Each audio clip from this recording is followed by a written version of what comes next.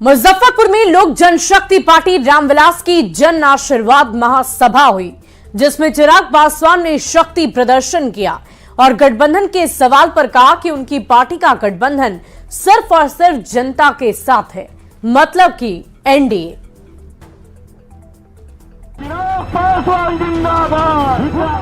ना टूटने वाला हूँ, ना झुकने वाला हूँ, और डरता तो भाई मैं किसी से नहीं हूँ। चिराग पासवान का तालमेल सिर्फ और सिर्फ बिहार की जनता के साथ है।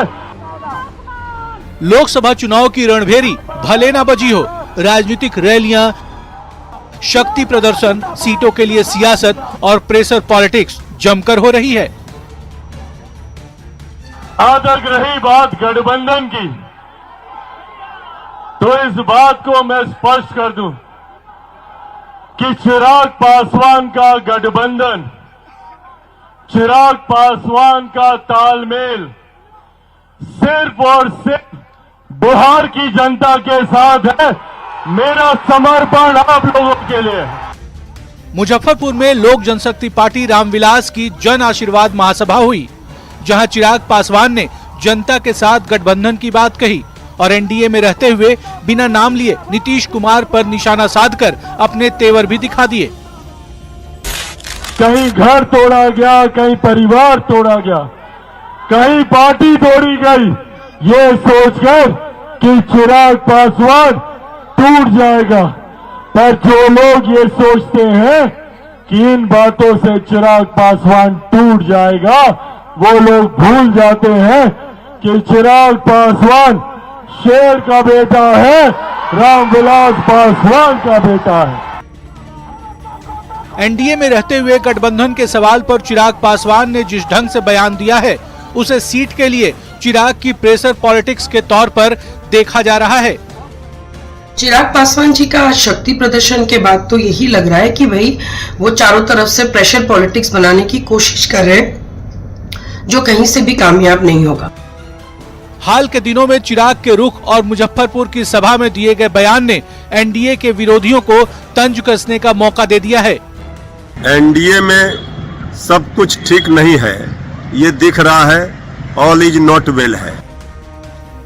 हालांकि एनडीए नेताओं का मानना है कि सीट को लेकर किसी तरह का कोई पेच नहीं है, जल्द ही उम्मीदवारों के नाम का ऐलान कर दिया जाएगा। चिराग हमारे पुराने राजनीतिक साथी रहे हैं, मोदी जी के हनुमान। जो भी बात है मिल बैठ करके हम सारी बातों का निष्कर्ष निकाल लेंगे।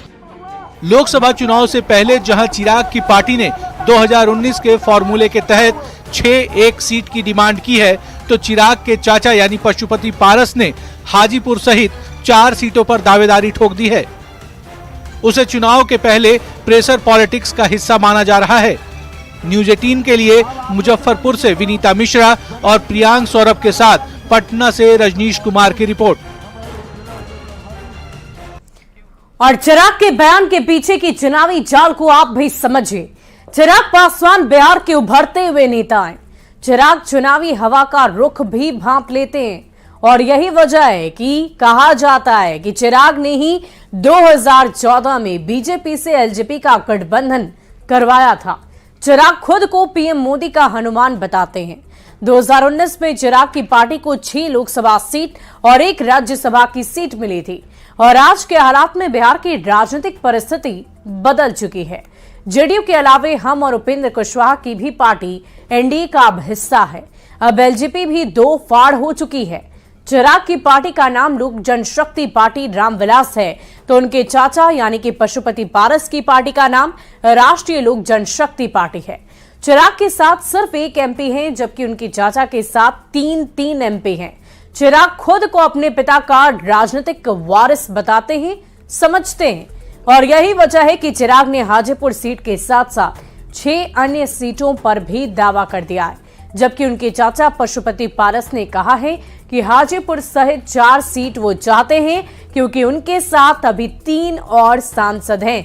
दोनों ही नेता जानते हैं कि सीटों के लिए सबको समझौता करना पड़ेगा, लेकिन राजनीति में कई बार प्रेशर पॉलिटिक्स भी काम कर जाती है और यही वजह है कि नेता ज्यादा से ज्यादा सीट के लिए प्रेशर पॉलिटिक्स का सहारा लेते हैं और कुछ ऐसा ही करते चिराग पासवान भी नजर आ रहे हैं। तो उनकी ये चुनावी चाल कितनी सफल होती है ये तो वक्त ही बताएगा, लेकिन फिलहाल प्रेशर पॉलिटिक्स के जरिए आगे बढ़ने की कोशिश, अपनी आकांक्षाओं को पूरी करने की कोशिश चिराग पासवान की तरफ से की जा रही है।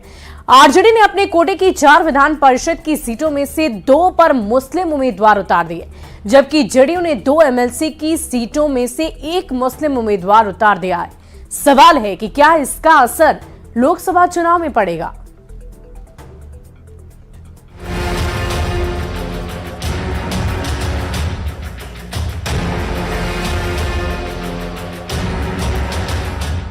लोकसभा चुनाव के पहले बिहार में 11 सीटों पर विधान परिषद के चुनाव हो रहे हैं। बिहार की 2 बड़ी क्षेत्रीय पार्टी आरजेडी और जेडीयू ने जो उम्मीदवार उतारे हैं, जरा उन पर गौर करिए।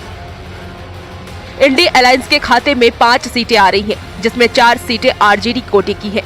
आरजेडी ने विधान परिषद के लिए जिन 4 नामों का ऐलान किया है, उनमें 2 मुस्लिम चेहरे हैं, अब्दुल बारी सिद्दीकी और फैसल अली।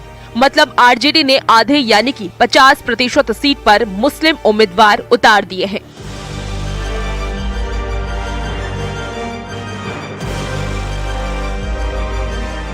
कुछ ऐसा ही हाल जेडीयू का है। जेडीयू के खाते में 2 सीट है।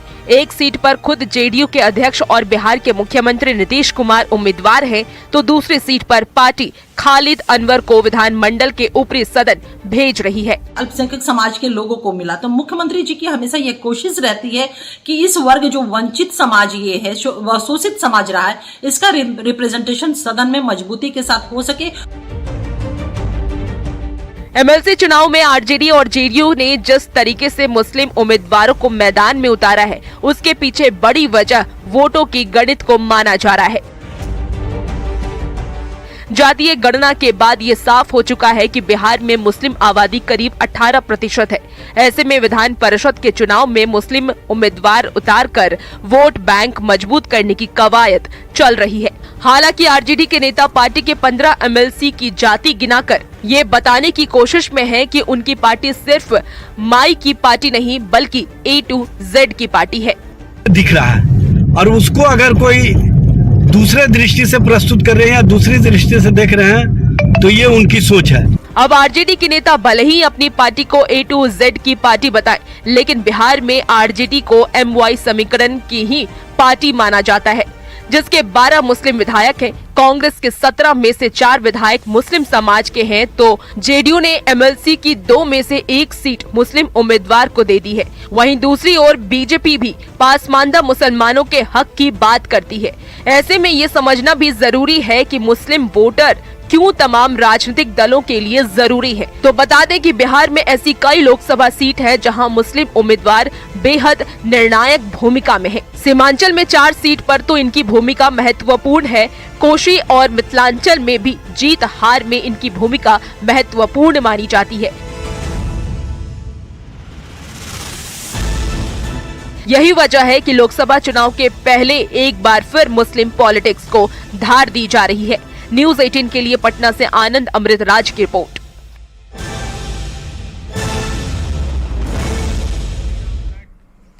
और अब आप मुस्लिम पॉलिटिक्स की चुनावी चाल को समझिए जरा। बिहार में मुस्लिम की आबादी करीब 18% के आसपास है। क्षेत्रीय दलों का फोकस मुस्लिम वोट पर ही रहता है। बीजेपी का आरजेडी जैसी पार्टियों पर तुष्टीकरण का आरोप है और वोट के लिए मुस्लिम समुदाय को खुश करने का बीजेपी हमेशा से आरोप लगाती रही है। टिकट बंटवारे में भी कई बार इसी बात का असर देखा जाता है। अब जबकि लोकसभा का चुनाव नजदीक है, ऐसे में 18% मुस्लिम वोट पर सभी पार्टियों की नजर टिकी है, क्योंकि एक मुश्त 18% वोट कई सीटों पर जीत हार के समीकरण को, रिजल्ट को बदल देते हैं। समझने वाली बात यह है कि आरजेडी को MY समीकरण की पार्टी माना जाता है, यानी कि मुस्लिम और यादवों की पार्टी, यानी मुस्लिम और यादव के समीकरण वाली पार्टी आरजेडी को कहा जाता है। हालांकि आरजेडी के नेता इसको बार बार सिरे से खारिज करते हैं और ये कहते हैं कि वो A to Z की पार्टी है। वैसे टिकट बंटवारे में कई बार समीकरण भी देखा जाता है और जेडीयू की नजर भी मुस्लिम वोट पर रहती है, क्योंकि नीतीश कुमार ने मुस्लिम समाज के लिए बहुत सारे महत्वपूर्ण काम किए हैं। अब जो एमएलसी चुनाव में उम्मीदवारों का ऐलान किया गया है उसे मुस्लिम पॉलिटिक्स को धार देने के नजरिए से ही देखा जा रहा है। बढ़ते हैं आगे। बिहार में ईडी ने आरजेडी नेता सुभाष यादव को गिरफ्तार कर लिया। छापेमारी के दौरान करोड़ों रुपए की कैश और निवेश के कागजात मिलने के बाद सुभाष यादव की गिरफ्तारी को बीजेपी के नेता भ्रष्टाचार के खिलाफ बड़ी कार्रवाई बता रहे। शनिवार को ही गृह मंत्री अमित शाह ने कहा था कि बिहार की डबल इंजन की सरकार भू माफियाओं को उल्टा कर सीधा करने का काम करेगी। सुभाष यादव पर भी अवैध बालू खनन का आरोप लगा है। भू माफियाओं को उल्टा लटका कर सीधा करने का काम ये भारतीय जनता पार्टी की सरकार करेगी। बिहार में ईडी ने भ्रष्टाचार के खिलाफ बड़ी कार्रवाई की है। बालू कारोबार से जुड़े आरजेडी नेता सुभाष यादव को गिरफ्तार कर जेल भेज दिया गया है। हमारे आगे जो गाड़ियां जा रही हैं उसमें सुभाष यादव को रखा गया है। देर रात ईडी की टीम ने उन्हें गिरफ्तार किया है। उसके बाद उन्हें रात भर ईडी के पटना स्थित ऑफिस में रखा गया है। सीआरपीएफ के जवान उनकी सुरक्षा में लगे रहे। करीब 16 घंटे तक चली छापेमारी के बाद देर रात ईडी की टीम ने सुभाष यादव को गिरफ्तार कर लिया था। बता दें कि सुभाष यादव पर अवैध बालू खनन के साथ सिंडिकेट चलाने और मनी लॉन्ड्रिंग का भी बड़ा आरोप। सुभाष यादव के ठिकानों पर शनिवार को ईडी ने छापेमारी की थी और छापेमारी के दौरान करीब 2.5 करोड़ रुपए कैश और जमीन जायदाद के साथ साथ निवेश के कागजात भी मिले थे। छापेमारी के बाद मिले कागजात को लेकर जब सुभाष यादव से पूछताछ की गई तो वो संतोषजनक जवाब नहीं दे पाए, जिसके बाद उनको गिरफ्तार कर लिया गया और रविवार को कोर्ट में पेश कर जेल भेज दिया गया। बीजेपी नेताओं का कहना है कि जो गलत करेगा उसे जेल में जाना ही पड़ेगा। जो जैसे कर्म करिएगा वैसा फल भुगतिएगा। हाल के दिनों में शराब और बालू के अवैध धंधे से जुड़े कई बड़े आरोपियों के खिलाफ कार्रवाई हुई है। बालू कारोबार से जुड़े सुभाष यादव को ईडी की टीम ने गिरफ्तार कर जेल भेज दिया है, तो दूसरी ओर आरजेडी के एमएलसी विनोद कुमार जायसवाल के खिलाफ हाल ही में इनकम टैक्स की टीम ने कार्रवाई की थी। आरजेडी से ही जुड़े पूर्व विधायक अरुण यादव के ठिकानों पर भी ईडी की टीम छापेमारी कर चुकी है। यानी जिस बात का जिक्र बीजेपी के प्रदेश अध्यक्ष सम्राट चौधरी बार बार करते रहे हैं, बिहार में माफिया को पूरी तरह खत्म कर देंगे, और जो बयान शनिवार को केंद्रीय गृह मंत्री अमित शाह ने दिया था कि माफिया को उल्टा कर सीधा कर देंगे, वो काम शुरू हो चुका है। भू माफियाओं को उल्टा लटका कर सीधा करने का काम ये भारतीय जनता पार्टी की सरकार है। न्यूज 18 के लिए पटना से संजय कुमार और धर्मेंद्र कुमार के साथ ब्यूरो रिपोर्ट। वहीं लंदन दौरे पर गए सीएम नीतीश कुमार ने ब्रिटेन में भारत के उच्चायुक्त विक्रम के दोराईस्वामी से मुलाकात की। सीएम ने पटना में बन रहे साइंस सिटी को लेकर विस्तार से चर्चा की है। साथ ही साइंस सिटी के जायजा के दौरान अपने अनुभवों को भी साझा किया। सीएम ने लंदन में साइंस म्यूजियम की तर्ज पर पटना में बन रहे साइंस सिटी को बनाने के अधिकारियों को निर्देश दिए हैं। वहीं भारतीय उच्चायुक्त ने भी सीएम नीतीश कुमार को साइंस सिटी के निर्माण में हर संभव सहयोग का भरोसा दिलाया है। सीएम ने स्कॉटलैंड में जल संचयन और जल को संसाधन के रूप में कैसे और बेहतर तरीके से प्रयोग किया जा सकता है, इसे लेकर भी पुख्ता जानकारी ली। उन्होंने वाटर मैनेजमेंट के संबंध में नए प्रयोग को बिहार में अमल में लाने को लेकर चर्चा की है। उच्च आयुक्त ने मुख्यमंत्री के जल जीवन हरियाली अभियान की सराहना की और जल संसाधन के बेहतर प्रबंधन को लेकर बिहार के गंभीर प्रयासों पर चर्चा की गई है। सीएम नीतीश कुमार के साथ राज्यसभा सांसद संजय झा भी मौजूद रहे। पटना में बन रहे साइंस सिटी को विश्व स्तरीय स्वरूप देने के उद्देश्य से बिहार सरकार के डेलीगेशन ने स्कॉटलैंड के ग्लासगो साइंस सेंटर का भी जायजा लिया। ब्रिटेन दौरे से कल सीएम नीतीश कुमार पटना लौट जाएंगे। और हमारे इस बहुत ही खास बुलेटिन में अभी के लिए बस इतना ही। आप बने रहे न्यूज 18 बिहार झारखंड के साथ।